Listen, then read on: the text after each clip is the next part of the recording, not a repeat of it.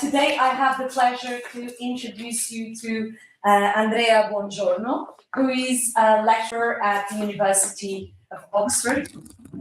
He did his PhD on the concept of being in Aristotle's philosophy at this same university. He is a specialist in Greek philosophy, but more specifically in Aristotelian metaphysics, logic, and psychology. So, Andrea, thank you so much for being here and for accepting our invitation. We're really looking forward to listening to your presentation. So I will immediately give you the floor. Yeah. Well, thank you, I mean, for the generous invitation, and well, Pedro, and also Ines for checking out the logistics. Yeah, thanks. So I'll start. I thought of saying something at the beginning about how I began to work on this problem, and the story of this paper goes all the way back to 2020. So I just finished my master's, and I just received my offer for the PhD position, and I was going to do my thesis on Aristotle's metaphysics. So I was doing some preparatory reading on metaphysics, and specifically in Gamma. When I came across this passage of Gamma 3, where Aristotle says, and there he's talking about the principle of non-contradiction, and he warns reader about those chapters that some people might want to study what he has to say about the principle of non-contradiction, or whatever other arguments he's making in Gamma, without having read his analytics, and those people are mistaken. So lessons something like first read the analytics and then go on and read the physics. And I thought to myself, well, I have never read the analytics, so maybe you should take a little pause and actually go back to that. So I paused the metaphysics and took a copy of the analytics, and I read it for I guess around 1 month and a half, and took some notes until I stumbled across the texts that I will be discussing today. And those texts are prior analytics beta 2, beta 3, and beta 4. So overall, the analytics falls within Aristotle's logic. The prior analytics gives you the system of a syllogistic, so forms of correct argumentation. And prior analytics alpha gives you the foundation of the theory, whereas beta is adding some details. He seems to be talking about properties of syllogisms. And in beta 2, beta 3, and beta 4, he's specifically focusing on the following idea or property of syllogisms. So he notes then that in syllogisms, it is impossible to get a false conclusion from true premises, which is the basic idea of logical validity. However, it is possible to get a true conclusion from false premises. And so he asks himself, well, in what ways is that possible? So to what kinds of syllogism is that possible to get a true conclusion from false premises? And he answers that question in 3 steps, so in beta 2, beta 3, and beta 4. But as he does that, he also does something else which caught my attention, which is he takes great care to clarify whether a given premise or conclusion is wholly true or wholly false, or partly true and partly false. And that caught my attention then. I didn't really know what to make of it. I thought there was something funny about it. And then several years later, after having read the analytics and Aristotle's other writings, I thought maybe I see a bit more clearly what was funny about that idea. So, right, so the first item for discussion then is Aristotle's claim in prior analytics beta 2 to beta 4, and this is on top of page 1. It's his claim, which I will call the Mereological approach to truth and falsehood. That is, that a universal statement, for example, every human is pale, is either wholly true or wholly false, or partly true, partly false, as I just mentioned. And in my view, the Mereological approach is puzzling for a few reasons, which, again, I've listed as 1, 2, and 3. So the first reason is that it's a bit unusual. So aside from very few and much less noticeable exceptions, Aristotle never calls a statement wholly true, wholly false, or partly true, and partly false. The second puzzle is that this approach is unclear. So Aristotle does not clarify what it is for a statement to be wholly true or to be partly true and partly false, even though, as I will mention later on, he does say with this to be wholly false. Three, and most importantly, he approaches it significantly with another logical principle which Aristotle is undoubtedly committed to, and that's the principle of bivalence. According to the principle of bivalence, a universal statement, like every human spell, is either true or false. Full stop. So, if you will, the third puzzle is really the one that I'm concerned with the most. And one way to think about it is that from the principle of bivalence, you get a black or white picture of truth and falsehood. The statement is either true or false, nothing in between. Whereas from the Mereological approach, you get a black, white, and gray picture, where a statement is either wholly true or wholly false, or partly true and partly false, and it's not clear how those two ideas fit with one another. So, for example, somebody might be worried that perhaps Aristotle is introducing some intermediate truth value between truth and falsehood, which I will argue is not the case. Right, so those are the three main puzzles I'm concerned with. In fact, I will mostly talk about 2 and 3. And so I was taking a look at the secondary literature on these texts, which is mostly the commentaries made by the main translators, Smith and Ross. And it seemed to me that those commentators have touched on these puzzles, specifically on puzzle 2, so trying to define the key notions, but they have not dealt with them explicitly or systematically. Instead, they have focused on a different set of issues, which surround Aristotle's claims about necessity in the last lines of Beta 4, which don't really have much to do with what he's doing throughout the most of Beta 2, Beta 3, and Beta 4. So I propose instead, given that they haven't quite been discussed that systematically, to tackle them head on. That's what I'd like to do. So the first aim of the talk then is to tackle puzzle 2, so to clarify the Mereological account of truth and falsehood. I want to offer what I hope to be a complete and unified account which clarifies what it is for a universal statement to be wholly true, wholly false, or partly true, partly false.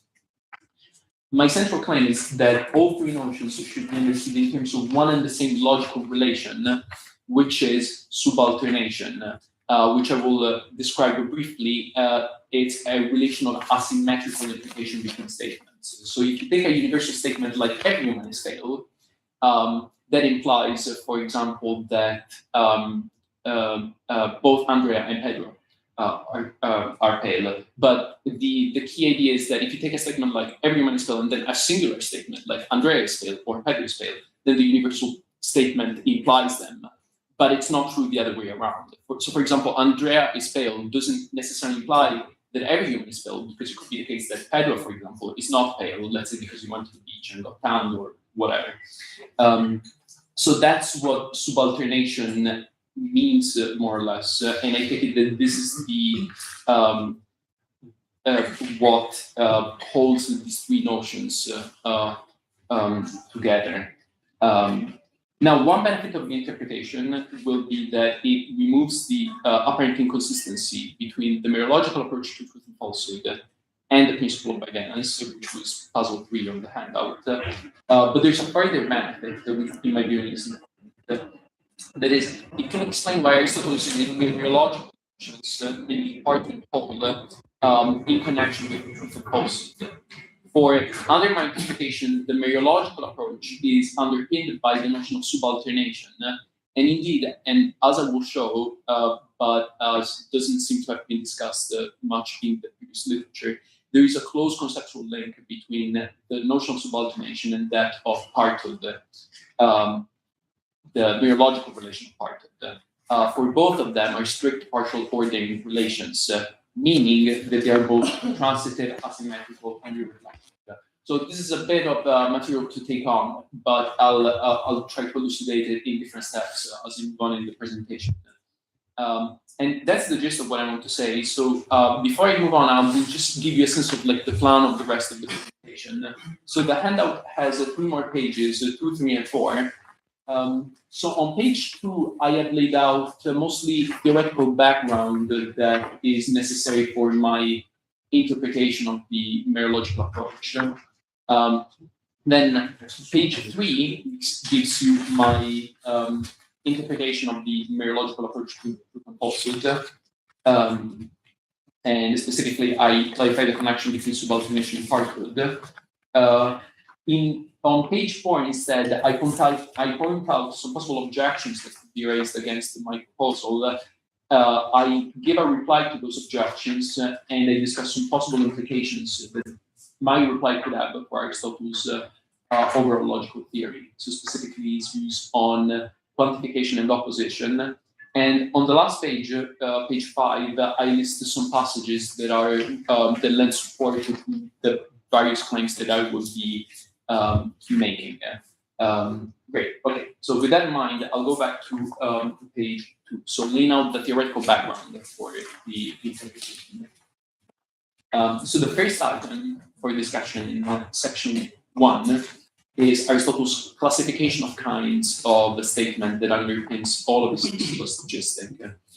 So Aristotle distinguishes between 4 kinds of statement that differ from each other in terms of quality and quantity. So quality is either affirmative or negative, and quantity is either universal or particular, and that gives you the following fourfold classification. So there are statements which are universal and affirmative, and are traditionally called A, such as, for example, every human is pale. Universal negative, known as E, which is, for example, no human is pale. Then particular affirmative, or I, some human is pale. And then particular negative, or O, which is mostly rendered as not every human is pale. Another possibility would be some human is not pale, but I'm not going to talk about that. I'll just focus on not every human is pale as an example. And I take it that each of these kinds of statements for Aristotle is subject to the principle of bivalence, which I have mentioned earlier on, meaning that necessarily each of them is either true or false. And so, for instance, on page 5, I give some possible passages that might lend support to that idea, but I'm not going to get into much detail because I think it would be very right. The second item, so section 2, concerns the way in which these 4 kinds of statements are connected, related to each other, when we start considering how their truth values correlate with one another. And Aristotle touches on that question in several chapters of his writings on logic, and specifically in the De Interpretatione, in chapter 7. And there it is usually thought that Aristotle subscribes to what is known as the square of opposition, which is a set of relations between statements that I've represented diagrammatically on page 2. So I will say something about what the square of opposition means. It consists of 4 relations, which are contrariety, contradiction, subcontrariety, and the one that interests me the most, subalternation. So I will quickly define the notions and say what statements are related to which statements in what way. So first is contrariety on the top of the square. So 2 statements are contraries just in case they cannot both be true, but they can both be false at the same time. And by that account, the universal affirmative, every human is pale, and the universal negative, no human is pale, are contrary to one another because they cannot both be true simultaneously, but they can both be false. So for example, when some but not every human is pale. The second relation is contradiction, and 2 statements are contradictory if, so just in case they cannot both be true, and also they cannot both be false at the same time. So meaning that at least one of them must be true. And by that account, then every human is pale and not every human is pale are contradictories. And similarly, no human is pale and some human is pale are contradictories. So that's the X at the center of the square. Third, there's the relation of subcontrariety, which is the flip side of contrariety. So 2 statements are subcontraries just in case they can both be true, but they cannot both be false at the same time. So, for example, some humanist pale and not every humanist pale are subcontraries in that at least one of them must be true, so they cannot both be false, and they can both be true. So, in case some but not every humanist pale. And last, which is the one I'm most interested in, is subalternation. And I give you a full definition of the subalternation as I understand it below the square, which is that statement Q is subaldernate to statement P just in case P necessarily implies Q, but not conversely. So this is the idea of an asymmetrical relation of implication that I alluded to before. And so by that account, the universal statements necessarily imply the particular statements, but not the other way around. And so the particular statements are subalternate to the universal statements. So, for example, some humanist pale is subalternate to a humanist pale, and not every humanist pale is subalternate to non-humanist pale. Right, so the two main takeaway points so far, I think, should be the concept of bivalence, the idea that each of these statements is either true or false, and the definition of subalternation understood as asymmetrical necessary implication. Now, I wish that were all that we needed, but I think that we need at least one more item in order to understand the Mereological approach to proof and falsehood, and that's section 3 on page 2, which is the concept of singular statements. So I want to make two steps. The first step is to expand the classification of statements that is set out in section 1 by distinguishing particular statements from singular statements. So a particular statement will be something like some humanist pale, whereas a singular statement will be, for example, Socrates' pale or Callias' pale. And the relevant difference between them is that particular statements are quantified, whereas singular statements are not. And relatedly, so particular statements refer to some indeterminate subject. So, for example, some humanist pale signifies that some or other human that could be Socrates but need not be Socrates is pale, whereas a singular statement refers to a determinate subject. So, for example, Socrates' pale signifies that this specific human, namely Socrates, is pale. So that's the main distinction between those two kinds of statements. And furthermore, I believe that we should expand the account of subalternation that I've just given by noting that just like particular statements, singular statements are subalternate to universal statements, meaning that there is a relation of asymmetrical implication. So to give an illustration, suppose, for example, that Socrates and Callias are alive, then Socrates' pale and Callias' pale are both subalternate to every humanist pale, in that every humanist pale necessarily implies that Socrates is pale, but not vice versa. For example, Socrates could be pale, but Callias is found. And similarly, Callias is pale, every humanist pale necessarily implies that Callias is pale, but not the other way around for the same reason. All right. So that was the theoretical background that I want to set in place. And now, based on that, I will offer my considered interpretation of the Mereological approach to proof and falsehood on page 3. So section 4 of the handout. And specifically here, what's important is the idea that singular statements are subalternate to universal statements. So as you may recall, the challenge was to figure out what it means for a universal statement to be wholly true or wholly false or partly true and partly false. And so I will give you my interpretation, and then I will try to connect it to Aristotle's own claims and previous interpretations. So I propose that a universal statement is wholly true if and only if every corresponding singular statement is true. It's wholly false just in case every corresponding singular statement is false. And it's partly true and partly false just in case some corresponding singular statement is true and some corresponding singular statement is false.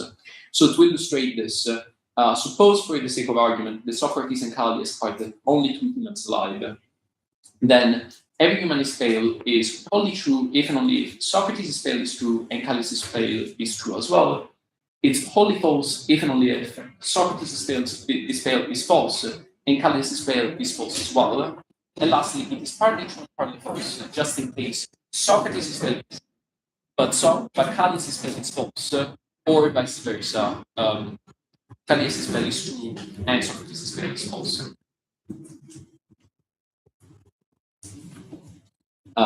So that's how I understand the Mereological truth and falsehood. And I want to point out some merits of this interpretation in relation to the previous literature. One possible merit of this interpretation is that it solves the second puzzle, which was about clarifying the Mereological truth and falsehood.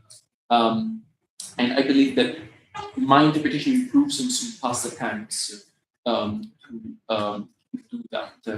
To illustrate this, the first point considers the notion of complete truth. So the idea that a universal statement is only true. So Aristotle just does not say what that means in these chapters.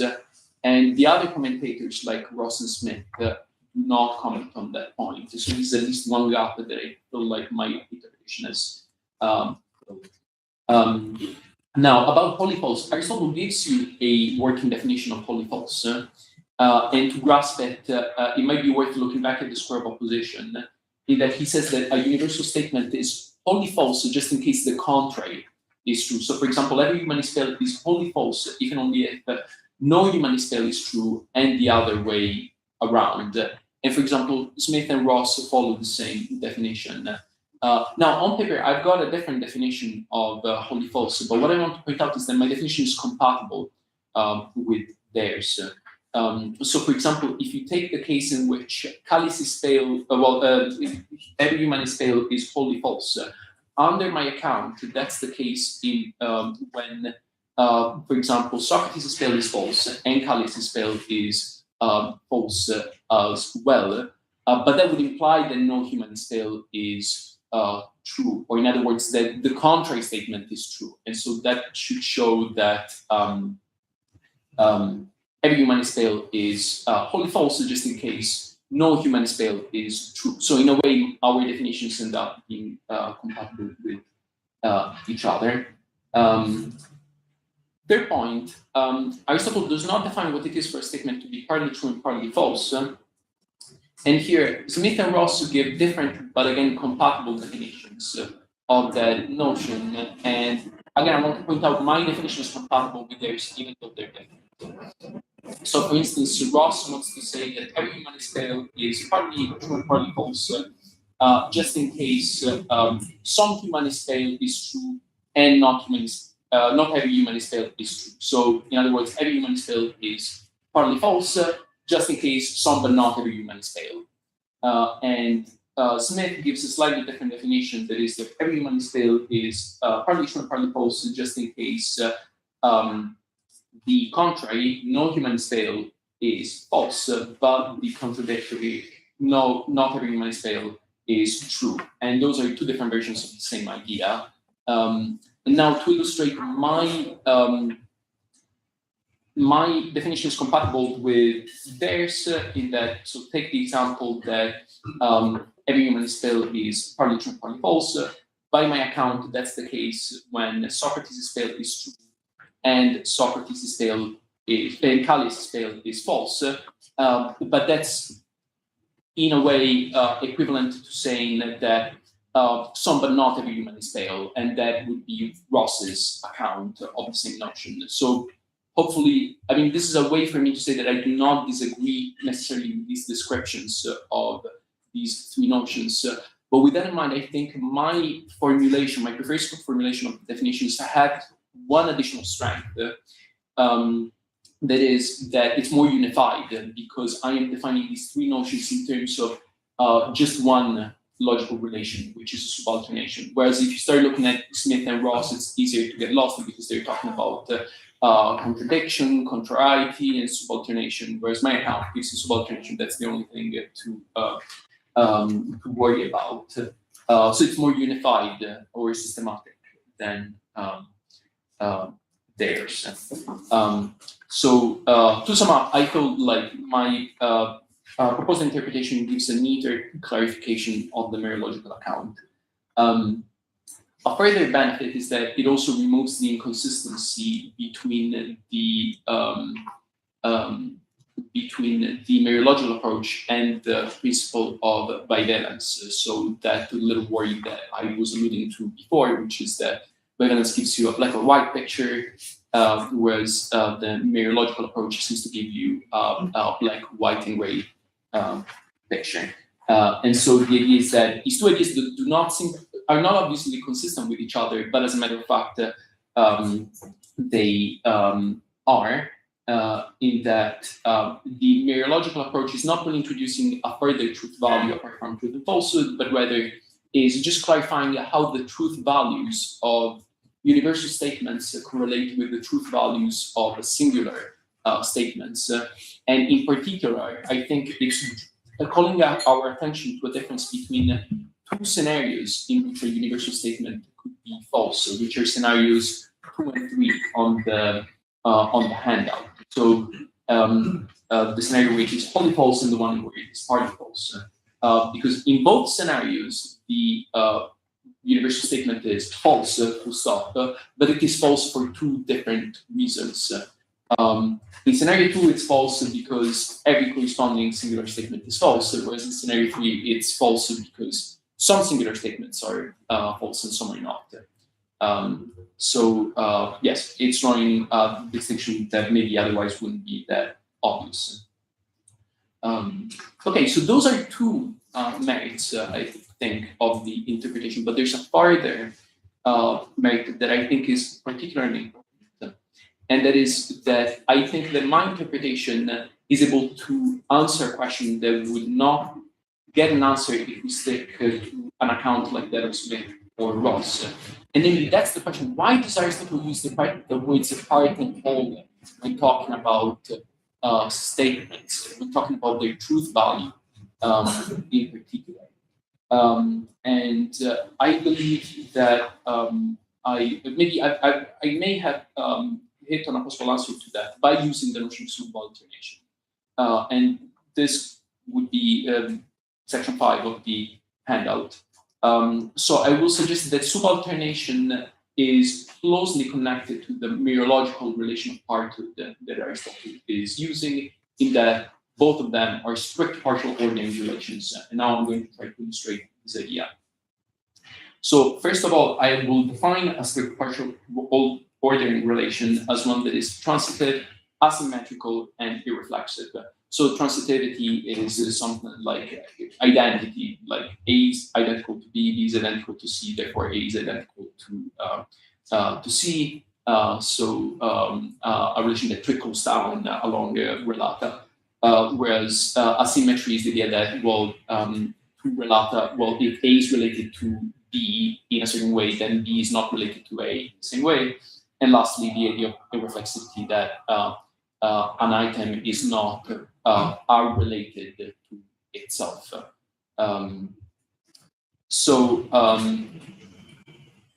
The first point I want to make is that the relationship of partood displays these three features. So partood is transitive, asymmetrical, and irreflexive. So to give you an example, let's say my arm. So my forearm is a part of my arm, and my arm is a part of my body. Therefore, my forearm is a part of my body. So that shows that it's transitive. It's also asymmetrical in that my forearm is a part of my arm, but my arm is not a part of my forearm. And lastly, it's irreflexive in that my forearm is not a part of itself. The second point I want to make is that subalternation displays all of these three features. So starting with transitivity, this is a bit more difficult to illustrate, but I will do my best. So one way to look at it is to think about statements like Socrates is a human, Socrates is an animal, and Socrates is a living being. So this should be related by way of subalternation, in that there's a relation of asymmetrical implication between them. So, for example, Socrates is a human necessarily implies that Socrates is an animal, but not the other way around, because there could be, let's say, a horse that is called a Socrates, that is an animal, but it's not. And similarly, Socrates is an animal necessarily implies that Socrates is a living being, but not the other way around. because there could be some plant, for example, that is called Socrates, and that would be so that would be a living being. It would be an animal. And from these two statements, it also follows that Socrates is a human necessarily implies that Socrates is a living being, but not the other way around. So that's my best shot at illustrating that subalternation is a transitive relation.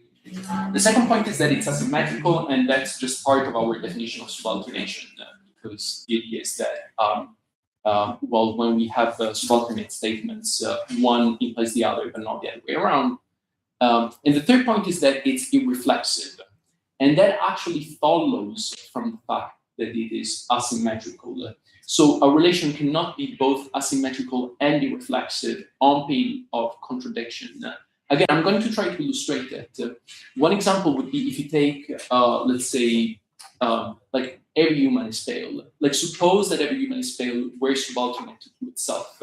Then what would follow is that on the one hand, it is necessarily the case that if every human is pale, then every human is pale, but also, which seems fine, but also it is not necessarily the case that if every human is pale, then every human is pale, and those two statements are contradictory to one another.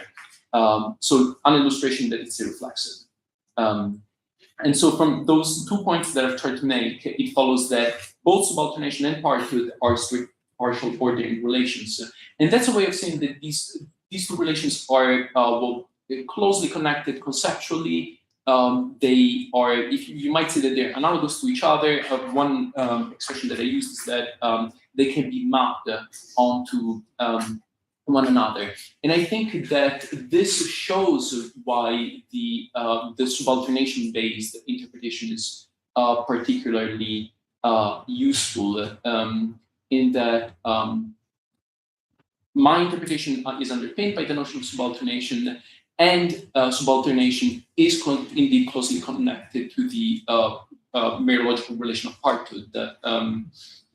So that might explain why Aristotle is using the notions of part and whole to speak about truth and falsehood. And note, by the way, that subalternation is particularly well suited to do this work compared to the other logical relations that we just looked at. So contrariety and contradiction or subcontrariety, because one feature of all of these relations is that they are symmetrical. So us being symmetrical, so for example, I mean, every human is pale is contrary to no human is pale, and the other way around. Or every human is pale is contradictory to not every human is pale, and the other way around. Or some human is pale and not every human is pale are contrary to each other. So all of them are symmetrical. And because they're not asymmetrical, as such, they fail to qualify as strict partial ordering relations. And so you cannot draw the same comparison between parenthood and them as you can draw with subalternation. So that should be a particular point in favor of the proposed interpretation. And so I will end this part of my argument just by illustrating how subalternation can help us to make sense of the Mereological approach. So looking at section 6. So one of the claims that I made in section 3 was that Socrates is pale and Callias is pale are subalternate to every human is pale.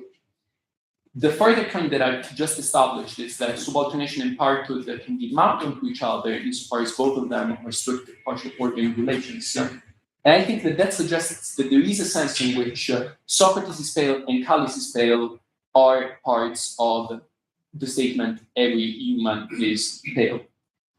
So I will use that idea in order to illustrate a bit further my proposed account. To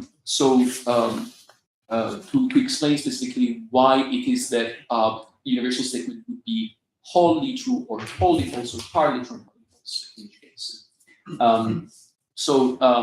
Let's start with the first scenario. So suppose, for the sake of argument, that Socrates is pale and Callias is pale are both true.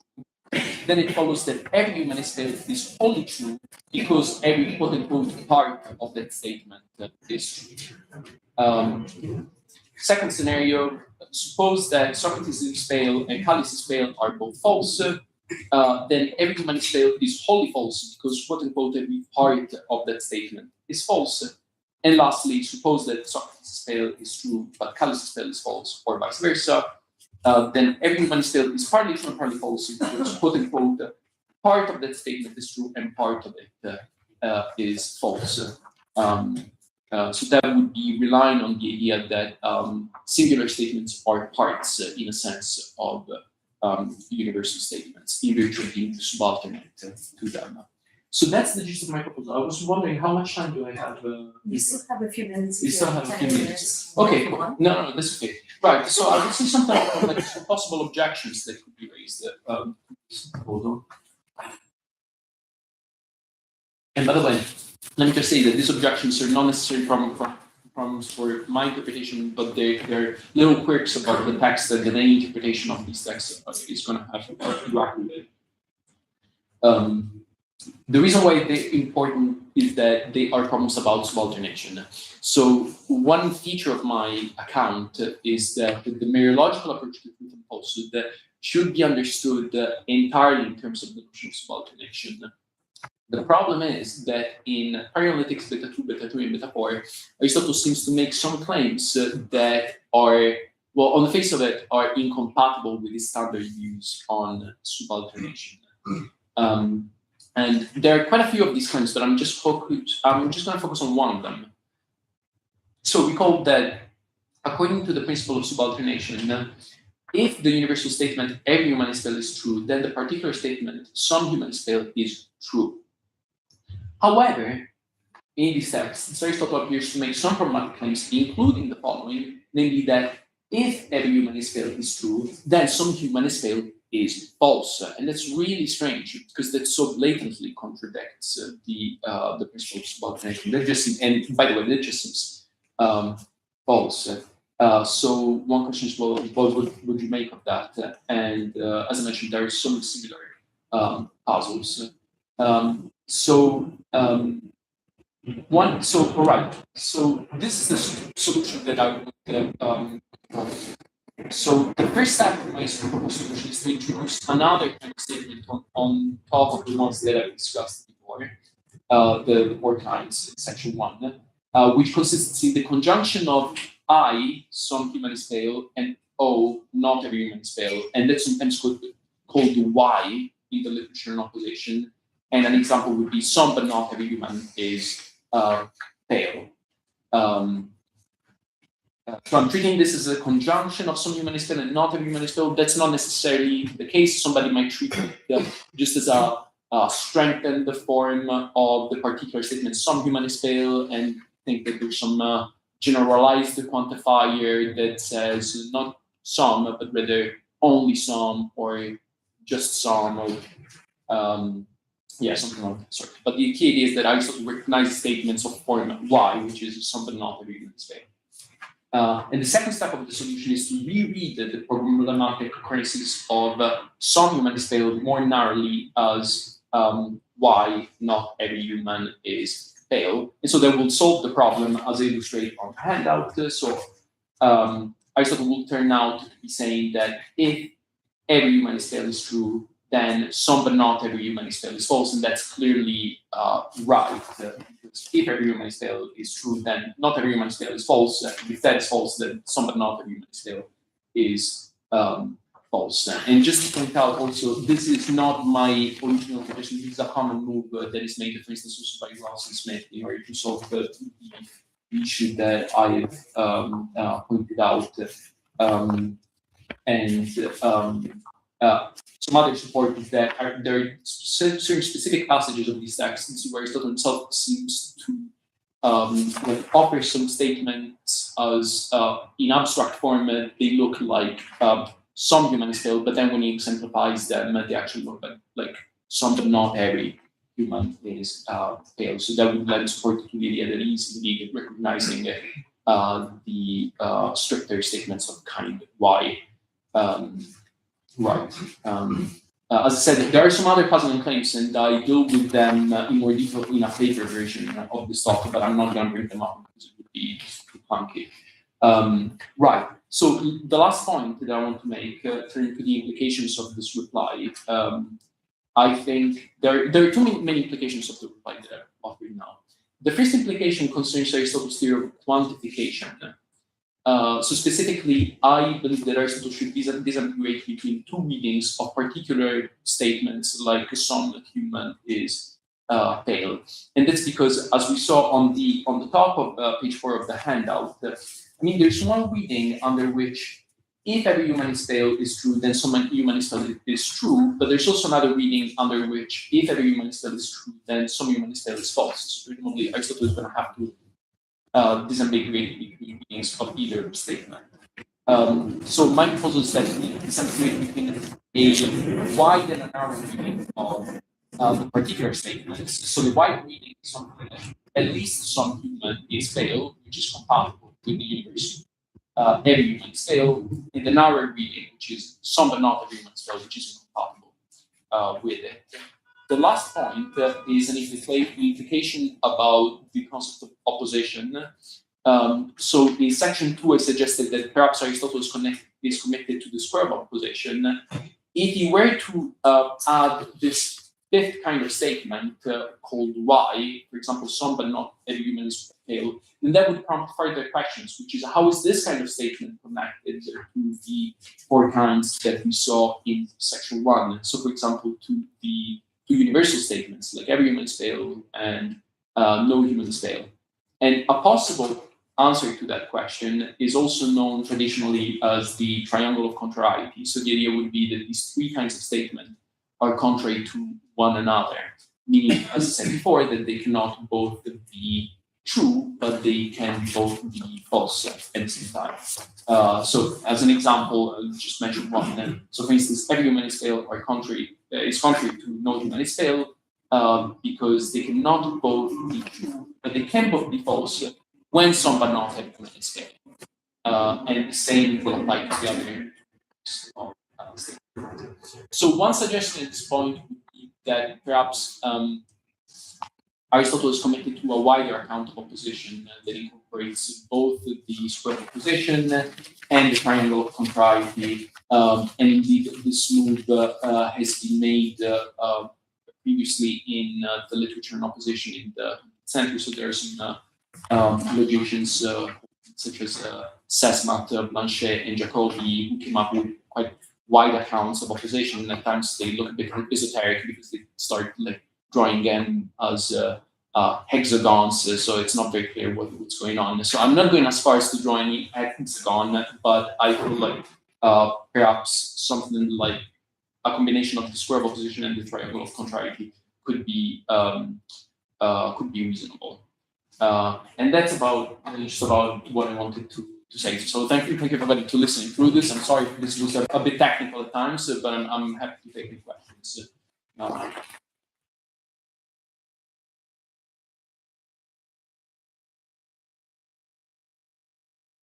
Time for questions.